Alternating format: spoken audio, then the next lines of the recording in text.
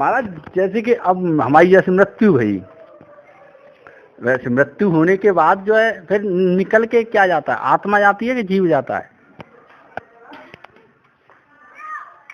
यहाँ पर जीवात्मा शब्द बोलते हैं, जीवात्मा जाता है। अच्छा, जीवात्मा दोनों। जीवात्मा। तो जब महाराज आत्मा तो सर्वत्र है ना, तो जीव में है, तो फिर जीवात्मा क्या अपने साथ में क्या क्या चीज ले जाता है, ये जीव का समझ में नहीं आ रही। मतलब जो जीव का जो स्वरूप तो आपने अपने साथ सूक्ष्म शरीर ले जाता है। अच्छा, सूक्ष्म शरीर, 17 तत्वों वाला। हाँ। अच्छा, और हमारा एक प्रश्न और, ये अध्यस्त और अधिष्ठान, ये उसमें आए हैं गीता में, अध्यस्त और अधिष्ठान मैंने पढ़ा है, वो इनका मतलब समझ में नहीं आ रहा मेरे। अध्यस्त और अधिष्ठान सोने का हार है। सोना तो अधिष्ठान है। ठीक। और हार अध्यस्त है। अच्छा, अध्यस्त बनने वाला। मिथ्यात्व निश्चय योग्य वस्तु अध्यस्त होती है। अच्छा, अध्यस्त। और अवाद जिसका वादन हो सके वो अधिष्ठान होता है। अधिष्ठान का वाद नहीं होता है। अबाधित को अधिष्ठान कहते हैं। सोने को तुम झुठला नहीं सकते, लेकिन उसमें जो दिख रहा है तुम्हें, हार दिख रहा है जैसे, तो हार को झुठला सकते हो, बात कर सकते हो उसका। सीपी में दूर चांदी दिख रही है, तो उस चांदी का अधिष्ठान सीप है। सीप नहीं होती तो चांदी भी नहीं दिखाई देती। हाँ बिल्कुल। तो अध्यस्त का या तो विचार से या निकट जाने पर या किसी इंद्रिय का विषय होने पर, संसर्ग होने पर अध्यस्त वस्तु का नाश हो जाता है। जैसे रस्सी में सांप दिख रहा है, तो टॉर्च जलाने पर या निकट जाने पर वहाँ सांप नहीं रहता। अध्यस्तता उसकी भ्रांति ज्ञान को ही अध्यास कहते हैं। ठीक, भ्रांति ज्ञान को ही अध्यास। तो अध्यस्त हुई वस्तु को हम कह सकते हैं, भ्रांतिमान जो वस्तु है उसी को हम अध्यास और अध्यस्त नाम से कहते हैं। ये जो महाराज जैसे सोने में हार, तो सोना है अधिष्ठान और हार है इसमें अध्यस्त। और जो सोने में हार दिख रहा है उसे बोलते हैं अध्यास। अध्यास मतलब हेलो, हाँ, भास रहा है अध्यास। ठीक, अध्यास माने भासना, मतलब मिथ्या वस्तु का भासना। और महाराज ये जो सुसुप्ति होती है, ये जो सोने के बाद जो सुसुप्ति अवस्था है, इसमें आत्म साक्षात्कार हो सकता है? क्या हो सकता है? आत्म साक्षात्कार हो सकता है। मैं एक महाराज जी हैं हमारे वहाँ। नहीं होता, सुसुप्ति में नहीं होता, और ज्ञान होता है वहाँ पर। नहीं, यूँ कह रहे थे अगर जागृत में अगर सुसुप्ति हो जाए तो आत्म साक्षात्कार हो जाएगा। नहीं होता, ऐसे कैसे हो जाएगा? जागृत में तो सबकी होती है।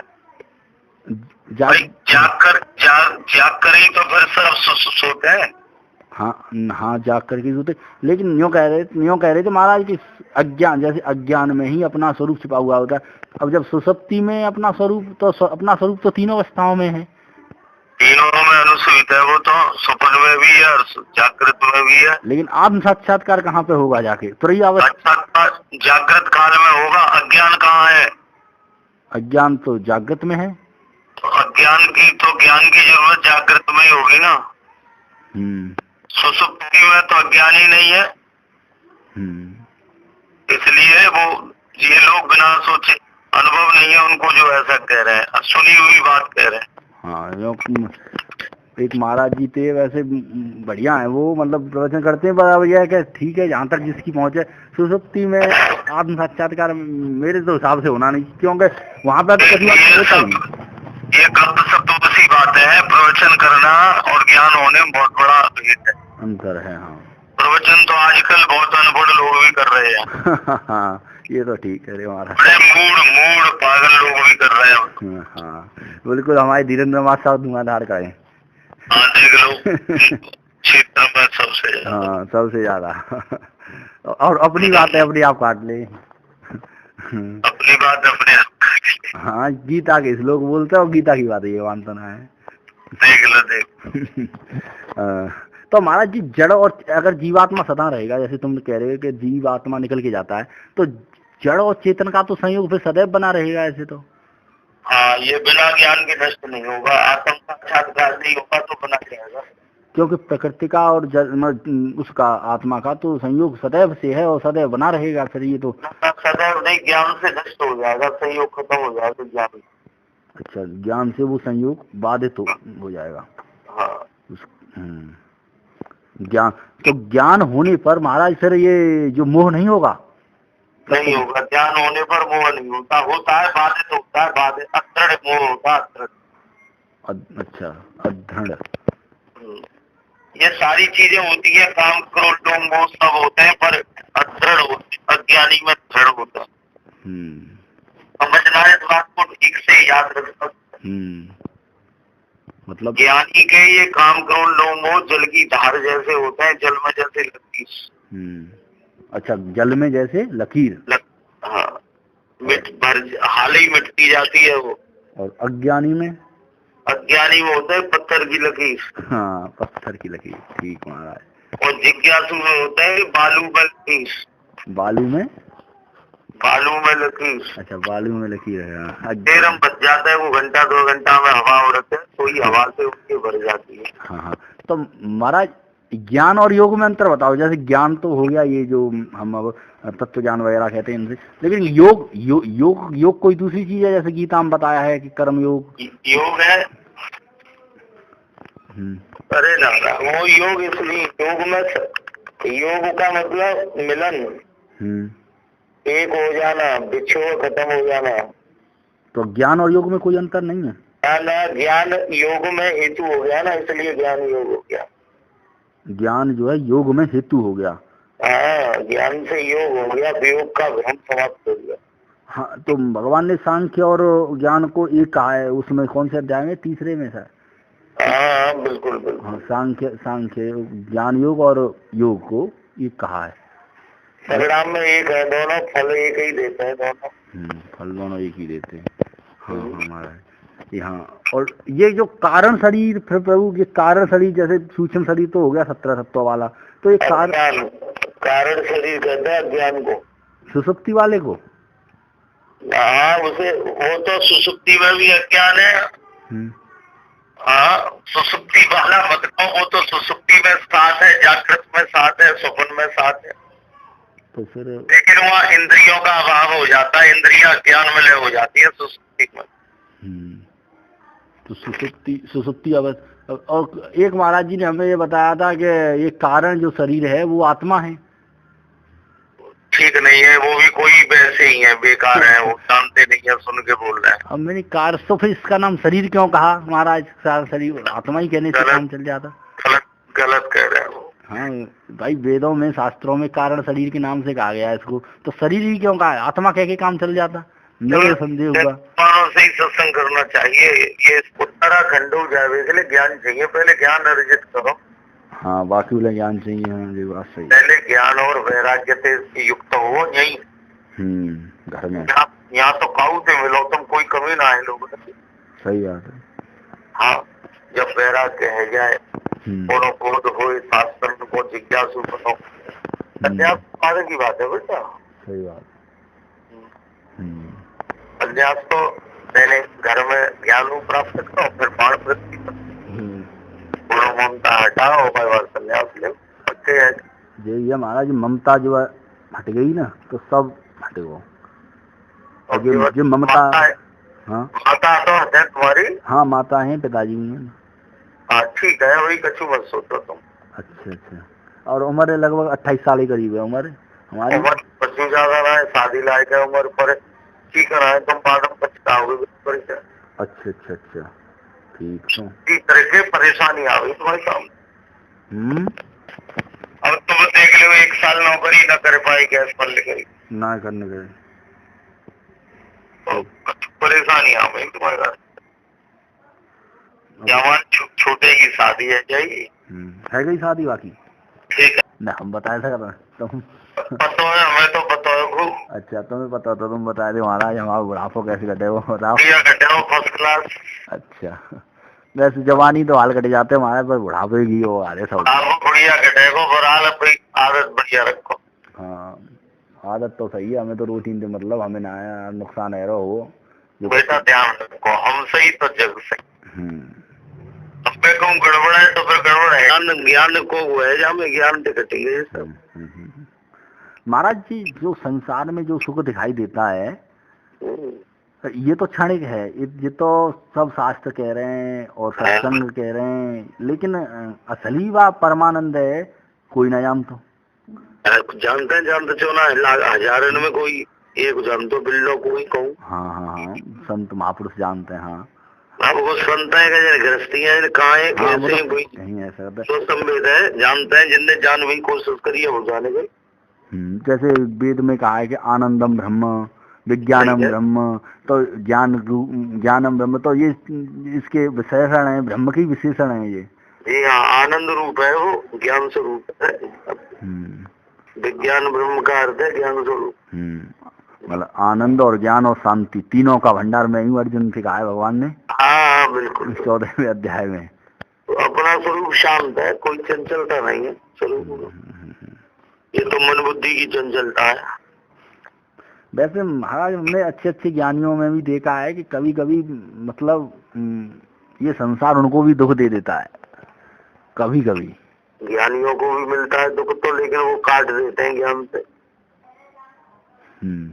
ज्ञान से बात कर देते हैं यहाँ तो शरीरधारी सब दुखी रहते हैं चाहे ज्ञानी हो चाहे अज्ञानी तो जी दुखा ले संसार दुखा ले संसार में दुख ही दुख है करो तो गीता को जितना दुख है वो ज्ञान के बिना है ज्ञानियों को दुख जो है अज्ञान और दुख का संग है अज्ञान और दुख का संग हाँ और ये जो महाराज योग के विषय में महर्षि पातंजलि ने कहा है कि सविचार समाधि मतलब और निर्विचार समाधि मतलब जो है सविकल्प और निर्विकल्प समाधि के बारे में बताया है तो ये सविकल्प समाधि कौन सी है विचार सहित एक तो इसमें सापेक्ष है एक निरपेक्ष है हाँ हम तो निरपेक्ष के अनुगामी है मतलब निर्विकल्प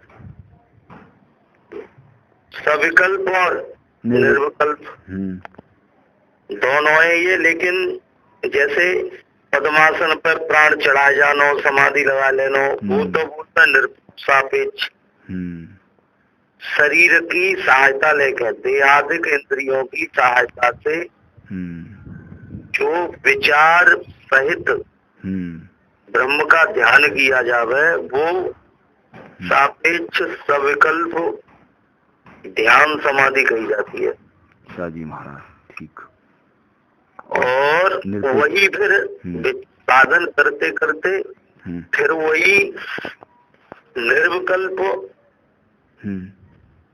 आंतर सापेक्ष समाधि कहलाती है निर्विकल्प आपेक्ष सापेक्ष सापेक्ष जिसमें देह और इंद्रियों की सहायता पड़ती है साधना में वो सापेक्ष है भाई मन चंचल होगा तो ध्यान नहीं लगेगा हाँ जी बिल्कुल नहीं लगेगा हाँ और शरीर में दर्द होगा तो घुटनों में तो बैठा नहीं बैठा जाएगा तो जो आदमी शरीर से रोगी है वो तो लगाने को सापेक्ष शैली की साधना नहीं कर सकता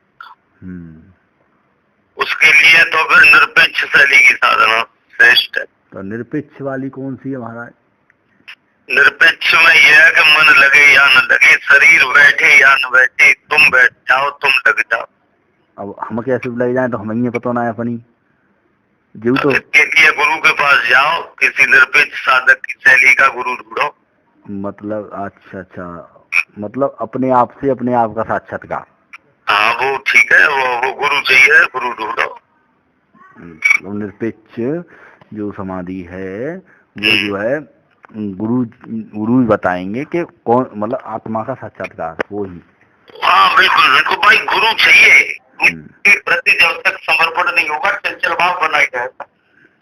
ठीक। और महाराज कितनों का साथ रोग हो, डॉक्टर मिल जाए काबिल, रोगी ठीक हो जाएगा, रोगी ठीक हो जाएगा। सही कह रहे हो, ध्यान रखो आप। महाराज ये जो विचार सागर में ये दोष बताए हैं कुछ, ये कौन से दोष हैं? 7 दोष हैं शायद, 7। हाँ बोलो, कौन से बोलो। अब वो दोस्त तो मुझे याद ना, लेकिन मैंने पढ़े वहाँ में। और हाँ, और तो वो जी दोष मतलब का हमारे मन, वो ठीक है, अतिव्याप्ति। हाँ हाँ यही है, हाँ यस हाँ अव्याप्ति, हाँ यही सही। व्याघात दोष, हाँ ये दोष, हाँ ये चक्र का दोष, ये थोड़ा समझ में नहीं आ रही जी। दोष नाम ऐसे ही बढ़िया, वैसे इनके थोड़े कठिन। भाई वो दोष प्यारे वाक्य में दोष लग जाओ, क्यों तुम जो कहो, हाँ तुम जो कहो कि मेरी मम्मी ना आती तो ये व्याघात दोष है वो। अच्छा, बिना माँ के कोई आ जाओ ना ऐसा बता ऐसे। अच्छा, तुमने कोई ऐसा दृष्टांत दो कि जो संसार में हो ही न तो बात कहेंगे अव्याप्ति। अच्छा, अव्याप्ति दोष। अभी तुमने ब्रह्म को लक्षण करो, ब्रह्म एक है, हाँ, और वो लक्षण लग गई संसार में, काबू में, प्राणी में, हाँ, तो ये तो अतिव्याप्ति है गई फिर। यानी और न में व्यापक हो तो तुम्हारा दृष्ट। अच्छा, तो ये अतिव्याप्ति दोष है वो। और व्यापो ही न लगो ही न दृष्टांत तो अव्याप्ति दोष है वो। चक्र का दोष, ब्रह्म को वर्णन करते करते जीव पे आएंगे, लौट के घूम फिर के। अच्छा, चक्र का दोष लगो, ब्रह्म को वर्णन कर रहे और वहाँ पे आएंगे जीव पे आएंगे। ठीक महाराज। हाँ ये दोष कर रहे हैं वो। तो वो और मैं भूल रहा हूँ, तो वो जो और साफ है जाएंगे, अध्ययन करो, साफ है जाएंगे। महाराज जी कौन सा ग्रंथ है? ये ग्रंथ है ये खंडन खंड खाद्य, श्री हर्ष मंडन को। अच्छा, सन 1200 में लिखो वो, सन 1200 में खंडन खंड खाद्य। ये सबका खंडन कर रहे हैं, मतलब उस वेद उसका खंडन कर रहे हैं, उसका जो कैसे कहूँ, जो जड़ है, जो माया है, माया का कार्य अध्यास है जितना, अध्यस्त का और अध्यास। अच्छा, तो ये ईश्वर का भी खंडन उन्होंने कर दिया है शायद वहाँ पे। तो ईश्वर का भाई, जगत का खंडन होगा तो ईश्वर का भी होगा। तो ईश्वर का क्यों होगा सर महाराज जी? अस्पतालियों कह दी जाए कि गाम झूठे। हाँ, गाम झूठे, तो प्रधान झूठा होगा ना। हाँ बिल्कुल होगा झूठा, प्रधान झूठो है। गाँव झूठो कर दो तो प्रधान का है वहाँ। तो बस संसार झूठो के सच्चो, संसार तो झूठो है, तो ईश्वर झूठो बनाए वालो। अरे ईश्वर झूठो कैसे जाएगा महाराज? अरे बात वही बात, प्रधान झूठ, काम झूठो, प्रधान झूठो, देश झूठो, प्रधानमंत्री। अच्छा मुझे महाराज जी बताओ, एक बात शंका उत्पन्न है, क्यों ऐसे कह रहा हूँ? अब मेरा ईश्वर बनाने वाला है, ठीक है, और ईश्वर है, तुम कहाँ समझ रहे हो? ईश्वर का आदमी मेरी बात सुनो। हाँ, झूठे को मतलब वो ईश्वर को अस्तित्व नकारना रे बेटा। अच्छा, ईश्वर ब्रह्म का स्वरूप बोध के लिए ईश्वर और जीव दोनों का खंडन किया जाता है। अच्छा, दोनों का, ईश्वर का और जीव का। हाँ, सो युक्ति से किया जाता है बेटे। फिर भी ईश्वर तो रहता है। हाँ, वो रहेगा। अच्छा ये बताओ, संसार लोग मरे मुर्गे के झूठो है। हाँ। संसार में कौन से कामना है रे? सब गाँव है रे, और चलते रहो, ये तो अनादिकाल से चलते हुए चल लो, संसार झूठो कहू ना हो हम तो। और ईश्वर रहेगा सदैव। क्या के ज्ञानी हारेगे, योगी हारेगे, पर चलती रहेगा, भ्रांति तो रहेगी जी। जब मरसा छूटते कठिनाई, लेकिन जो जान जा चुका है वो आगे ले भ्रम चलो जाता है ईश्वर और को, जगत की सत्यता को। अज्ञानी ने कहले तो सदैव बनो रहेगो, ज्ञानी ने कहले चलेगो है बेटा। बस घड़ा रखो है सामने। अब जनाए दी तुम्हें कि भाई जी मिट्टी ते अलग आएगा। हाँ, तो सत्यत्व बुद्धि में तो घड़ा है ही नहीं, मिट्टी ही है। बिल्कुल। लेकिन व्यवहार में घड़ा है। व्यवहार में ऐसे ही वो ईश्वर ब्रह्म ही है। बिल्कुल। ब्रह्म से भिन्न नहीं है, लेकिन व्यवहार काल में जगत का शासक है, इसलिए ईश्वर है। अच्छा जी बताओ, जीवन में ज्ञान है वो बहुत मनुष्य है, तो क्या नहीं सूरत बदल गई ना, तो कछु सोच बदल गई। सोच बदलते, खाली अंदर अंदर का जो वो है वो बदलता है ज्ञान। अच्छा जी बताओ, तुम्हें ब्रह्म ज्ञान है जाए प्रभु कृपा से, तो अपनी मैया ने कहे हुए तुम ना साहब, बिल्कुल कहेंगे, बिल्कुल, और आधा आधा से शायद कहेंगे। चाचा है चाचा के हुए, ताऊ है ताऊ के हुए, और यूं के हुए का संसार झूठ है। हाँ, यूं कहेंगे संसार में चाहे मिथ्या है, और फिर मम्मी रे, चाची रे, चाचा रे, भूख लग रही है, चाय ओ माँ कहूँ मैं अनुभव अपना, सत्य हरे भजन जगत सब सपना, सपनों में और ब्याह कर लो महाराज जी ने। जेऊ तो एक बड़ी विडम्बना है। समझ होगा तुझे, बात सब समझ में आ जाएगी भाई। अब ज्ञान की देर कहाँ तक है, गुरु ना वहीं। बिल्कुल बिल्कुल महाराज, सही कह रहे हो। जिज्ञासा हो और गुरु मिल जाए तो ज्ञान है। बोध को अगर जिज्ञासा ना है, गुरु हो तो कछु ना हो, कछु ना हो। ललग ब्रह्मा जी उतरिया में अगर जिज्ञासा ना है तो ज्ञान ना करो भाई, तो काम बनेगा नहीं। और अब तक जो गुरु हुए उन गुरुओं को उसी में देखना सब। हाँ, उसी में, एक में। हाँ, एक ही है, कोई अलग अलग नहीं है। हाँ, वो ठीक। ये मत कहो कि फलाने गुरु है हमारे, तथा फलाने का भी ज्ञान जो है वो। सही बात है, बात समझो बेटा। हाँ, सही कह रहे, ज्ञान जो ना वो। कम तो या तो योग्यता नहीं थी, या उनमें योग्यता नहीं थी, या तुम में जिज्ञासा नहीं थी। हाँ, एक न एक कमी है कहीं न कहीं। हाँ, ठीक है ना, सही कह रहे। तो हुआ नहीं बोध, या कोई मेरे गुरु ऐसा, तो फिर बोध अब तक क्यों नहीं हुआ। तो जैसे महाराज ज्ञान और भक्ति, तो भक्ति में द्वैत रहेगा कि अद्वैत से भक्ति? तो भक्ति की परिपक्व अवस्था में बोध होकर द्वैत समाप्त हो जाएगा। भक्ति की परिपक्व अवस्था में मतलब द्वैत रहेगा नहीं, फिर ना रहे हो, भगवान और ये भक्त एक हो जाएंगे, एक हो जाएंगे तत्व से। लेकिन अब नो तो अब अर्जुन खिलू भगवान है, कृष्ण की पूजा करते रहे, ज्ञान है वे। महाराज जी वेदांत में लिखा है, शायद वेदांत में ही है, वेदांत में एक जगह आया है, इसमें तुम्हारे शंकराचार्य जी के में ही आया है कि ब्रह्मसूत्र में कि जीव जो है, जीवात्मा सदैव रहेगा, लेकिन उसका जो वो है जो मतलब उसका प्रकृति के साथ तो संयोग सदैव बना रहेगा, लेकिन इतना है कि वो उसको प्राप्त हो जाएगा परमात्मा को, लेकर परमात्मा नहीं बनेगा। ये कहाँ तक सही है? ये वो कहते हैं आर्य समाजी। नहीं, आर्य समाजी तो कहते हैं, ये बात सही है, लेकिन वेदांत में भी मैंने देखा है, एक सूत्र है